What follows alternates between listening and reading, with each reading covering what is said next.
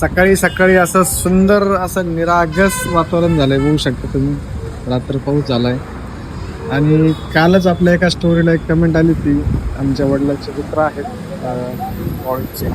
कारण पाऊस हा इतका गरजेचा आहे की व्यापारी माणूस तरी कुठलं तरी क्षेत्र बदलू शकतो, किंवा एक सीझन नाही झाला तर दुसऱ्या सीझनवर डिपेंड राहू शकतो, किंवा काही गोष्टी करू शकतो. पण शेतकरी राजाकडे जर वरून राजाने जर पाठ फिरवली तर त्याचं भविष्य किंवा येणारं उत्पादनानुसार पुढील खर्च किंवा पुढील उदरनिर्वाह हा टाळला जातो.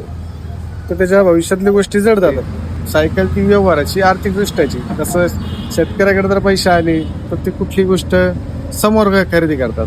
समोर जसं माझ्याकडे जर आले वस्तू घेते तर मी समोर एखाद्या व्यापाऱ्याला पैसे देऊ शकतो. जर माझ्याकडे जर कस्टमर जर नाही आलं तर पुढे समोर त्याला पैसे जायचा विषयच येत.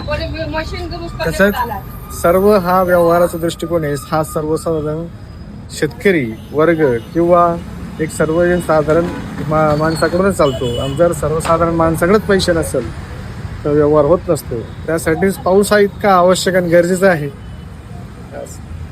की वरून राजाला एवढंच म्हणणं ये आणि बरस आणि आमच्या बळीराजांना खुश कर.